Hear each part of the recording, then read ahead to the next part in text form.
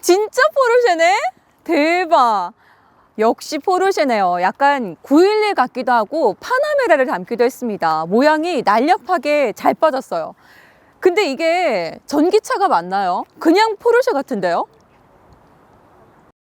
안녕하세요. 제가 바로 안다입니다. 오늘 은카 채널에서 오늘의 주인공 포르쉐 타이칸을 만나러 오라길래 약속 장소인 부산에 와 있습니다. 정확하게 말하면 포르쉐 타이칸 4S죠.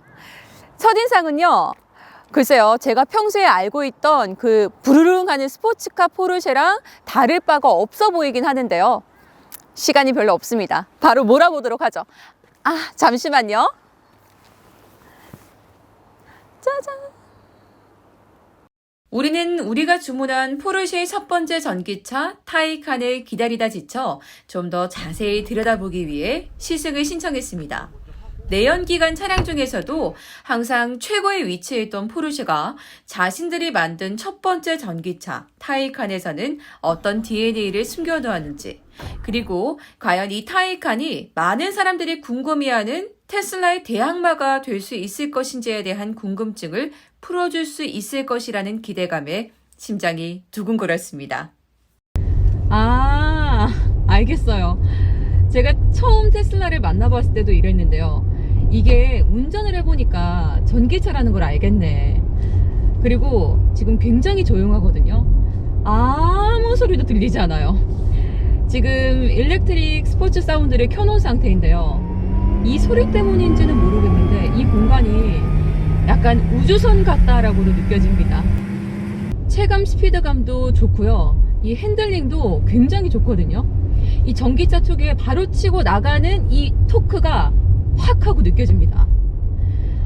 우선은 우르릉 하는 소리도 없고요. 배기가스 나오지 않고 조용한데 굉장히 빠릅니다. 여기서 주목해야 할 점은 당연한 소리지만 이건 포르쉐라는 거예요.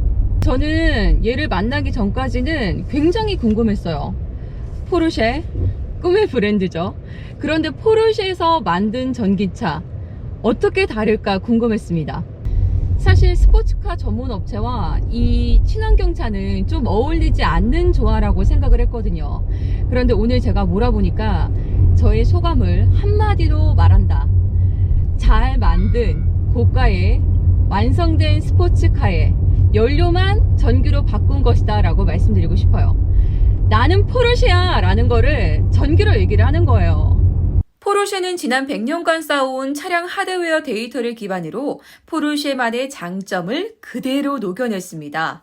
방패 모양의 포르쉐 마크를 보는 순간 두근거리는 심장부터 도어를 열고 차량에 승차할 때 느끼는 뿌듯함과 핸들을 잡고 엑셀에 발을 올리는 순간 마치 내가 성공한 사람의 표상이 된 듯한, 때로는 레이서가 된 듯한 느낌을 주는 그 포르쉐의 감성을 정확하게 살려냈습니다. 이번에는 스포츠 모드. 포르쉐니까 다르겠죠? 가보죠.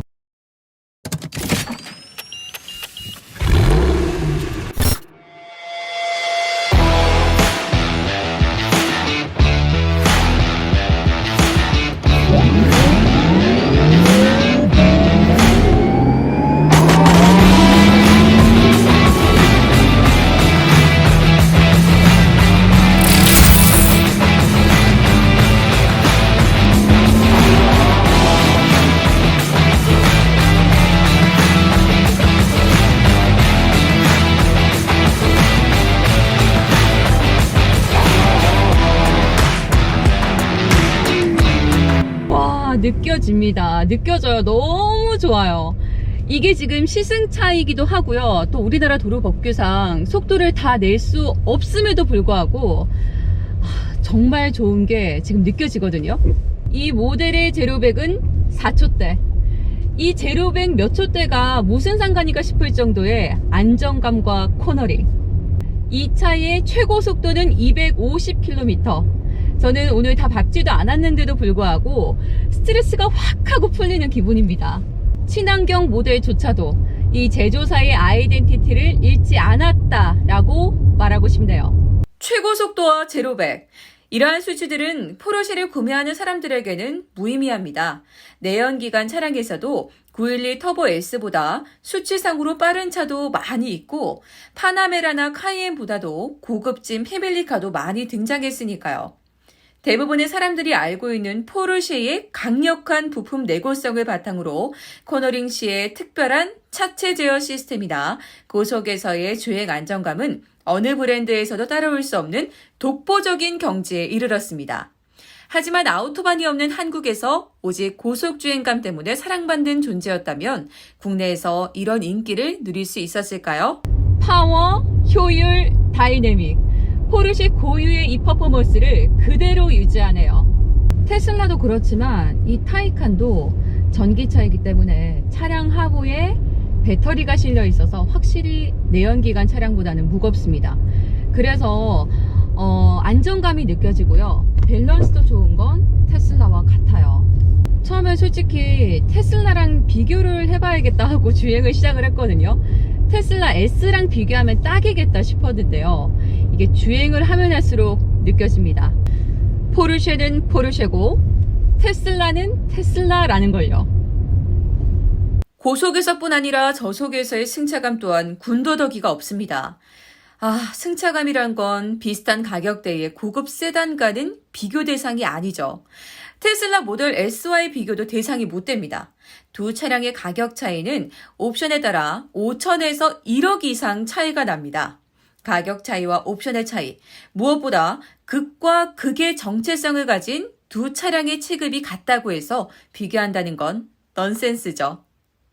저는 지금 전기차 충전소에 와 있습니다. 여러분들은 앞으로 주유하는 모습보다 이렇게 충전하는 모습을 좀 더 익숙하게 보게 되실 겁니다.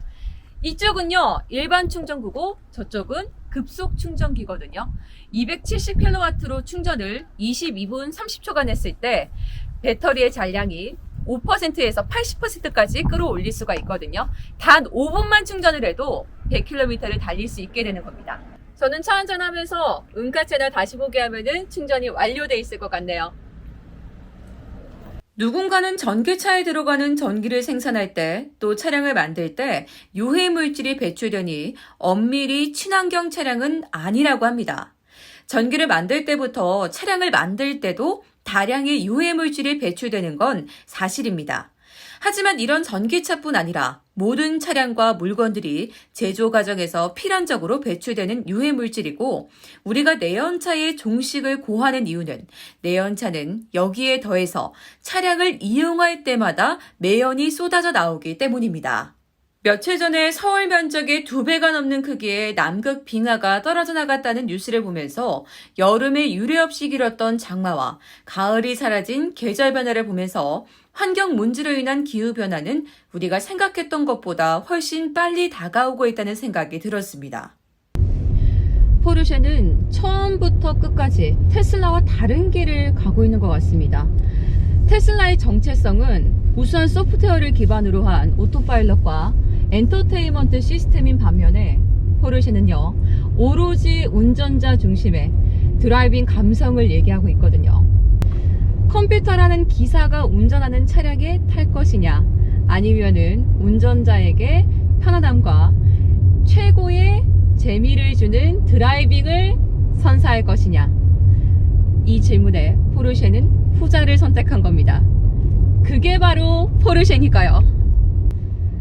아쉽지만 이제 거의 시간이 다 됐습니다. 저는 다음 영상에서 다시 만나죠. 포르쉐 배지는 아무나 달 수 있는 게 아니에요. 많은 사람들은 포르쉐가 외계인을 고문해서 만든 차량이라고 합니다. 서킷 주행을 통해서 느껴보면 고속에서의 코너링은 중력을 거스르고 있다고 할 만큼 말도 안 되는 코너링을 보여줍니다. 그러나 이것은 단지 포르쉐가 지난 100년간 쌓은 하드웨어 데이터에 기반한 하드웨어만을 이야기하는 것일 뿐입니다. 포르쉐 배지에는 포르쉐 오너로서의 자부심, 주변 사람들의 부러움에 찬 시선, 어느 장소, 어느 시간대에도 어울리는 감탄사가 절로 나오는 그 모든 감성들이 모여서 포르쉐 배지를 빛나게 하는 것입니다.